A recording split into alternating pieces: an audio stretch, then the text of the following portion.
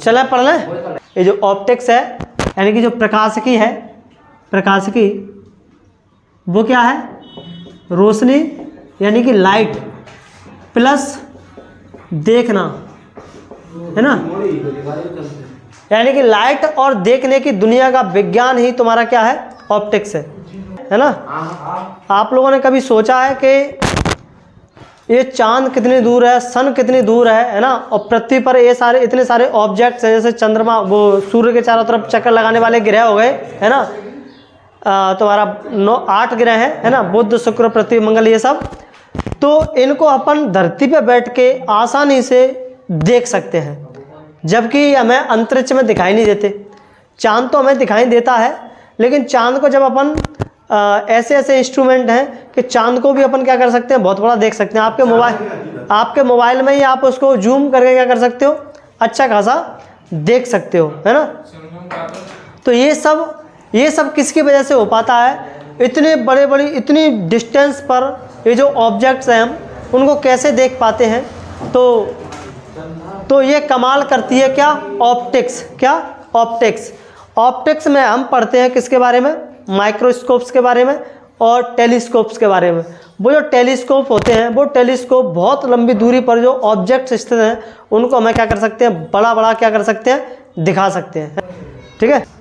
इसमें हम ये सीखने वाले हैं कि जब लाइट सन से आ रही होती है तो वो किस तरह से चल रही होती है, किस तरह से वो रिफ्लेक्ट हो रही होती है ना, यानी कि किस तरह से वो मुड़ रही होती है, किस तरह से उसका रिफ्लेक्शन हो रहा होता है। कुल मिलाकर के अपन इसमें परावर्तन पढ़ेंगे। परावर्तन का मतलब है लाइट आई और टकरा करके एक सतह से दूसरी सतह, मतलब एक सतह से टकराई और वापस क्या हो गई? लौट गई। ऐसा कैसे हो रहा है, क्यों हो रहा है, ये पढ़ेंगे।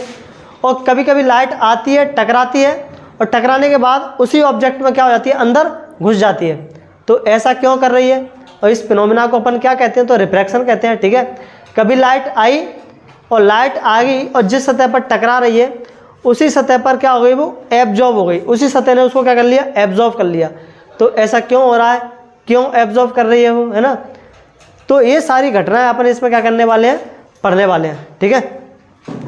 और लेंस और दर्पण की सहायता से, जो लेंस होते हैं और जो मिरर होते हैं, दर्पण होते हैं, है ना, उनकी सहायता से हम इस दुनिया को कैसे देख सकते हैं, है ना, वो सब अपन इसमें क्या करने वाले हैं? पढ़ने वाले हैं, ठीक है। हम ये जो देख पा रहे हैं, आप लोग मुझे देख पा रहे हो, तो क्यों देख पा रहे हो? ये भी किसका काम है? ऑप्टिक्स का ही काम है ना। ये ऑप्टिक्स, अगर आप लोगों ने 10th क्लास को, किसी टीचर ने 10th क्लास को आपको ढंग से पढ़ाया होगा तो आपको वहाँ पे आई के बारे में पढ़ाया होगा, है ना, और उसमें बताया होगा कि किस तरह से हम आँख से चीज़ों को देख पाते हैं। तो उसमें कौन सी साइंस आती है? उसमें भी तुम्हारी ऑप्टिक्स ही काम आती है। वो पूरी की पूरी साइंस तुम्हें आँख का जो भी पढ़ते हैं अपन, किस में पढ़ते हैं? ऑप्टिक्स में ही पढ़ते हैं, है ना। कोई मिरर प्रतिबिंब छोटा बना रहा है, कोई मिरर प्रतिबिंब बड़ा बना रहा है ना, और कोई लेंस छोटा इमेज बना रहा है, कोई लेंस बड़ी इमेज बना रहा है, कोई उल्टी बना रहा है, कोई सीधी बना रहा है। ये सब अपन क्या करने वाले हैं?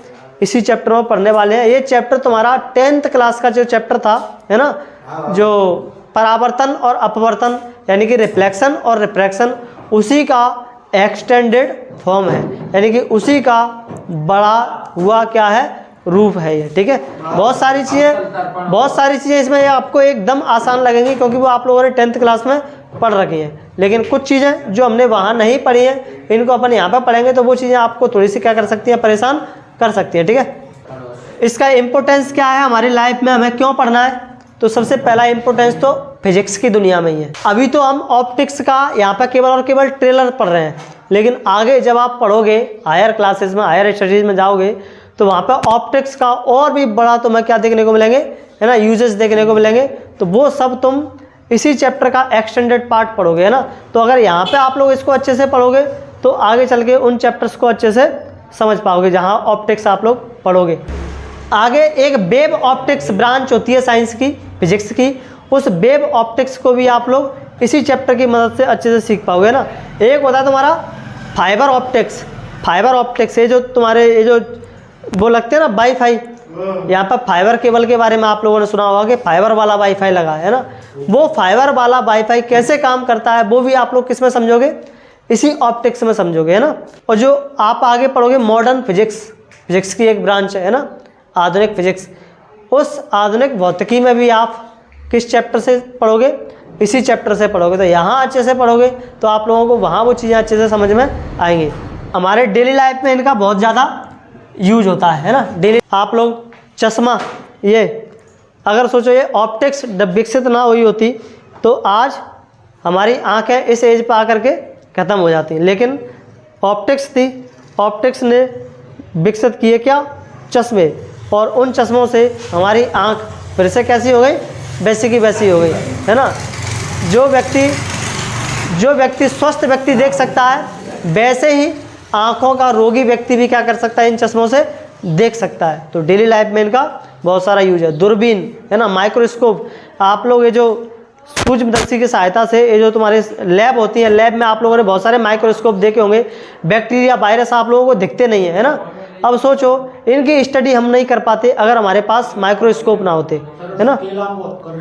हाँ, तो इन माइक्रोस्कोप की सहायता से हम उनकी स्टडी कर पाते हैं, ठीक है। तो मेडिकल साइंस में माइक्रोस्कोप का क्या है, बहुत ज़्यादा यूज होता है। और एक तुम्हारा क्या, एक होती है तुम्हारी क्या, दूरबीन है ना। दूरबीनों की सहायता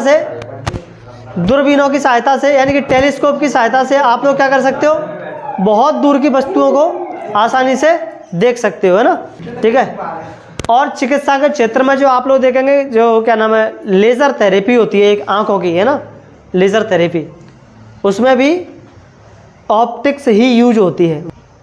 साइंस और स्पेस में भी इसका क्या है, बहुत ज़्यादा यूज है ना। आप लोगों को आज अगर इन ग्रहों के बारे में, इन उपग्रहों के बारे में, इन सन के बारे में, इस अर्थ के बारे में, इस चांद के बारे में जितनी भी जानकारी है, वो जानकारी किसकी वजह से है, इसी ऑप्टिक्स की वजह से है।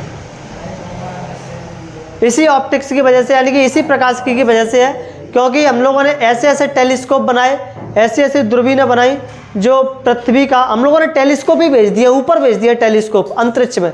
वो टेलीस्कोप ऊपर घूम रहे हैं और जो भी तुम्हारे क्या नाम है, ये जो सैटेलाइट हो गए, है ना, और तुम्हारे ग्रह हो गए, है ना, ग्रह और उपग्रह वगैरह, इनकी जानकारी तुम्हें किससे मिल पा रही है, इन्हीं दूरबीनों की मदद से मिल पा रही है। तो ये चैप्टर हमारे लिए क्या है, बहुत ही ज़्यादा महत्व रखता है, ठीक है।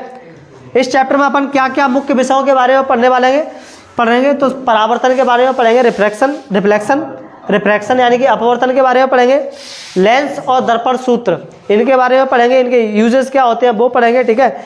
लेंस को जोड़ा कैसे जाता है, इनको लेंस को जोड़ करके क्या बनाते हैं, वो बनाते हैं दूरबीन, है ना, उनको जोड़ा कैसे जाता है वो अपन पढ़ेंगे। और ऑप्टिक इंस्ट्रूमेंट यानी कि इसमें हम कैमरा के बारे में तो शायद नहीं पढ़ेंगे, है ना, सूक्ष्मदर्शी और दूरदर्शी के बारे में अपन इसमें क्या करेंगे, पढ़ेंगे। तो ये तुम्हारा क्या रहने वाला है चैप्टर में, इसमें रहने वाला है मसाला, ठीक है।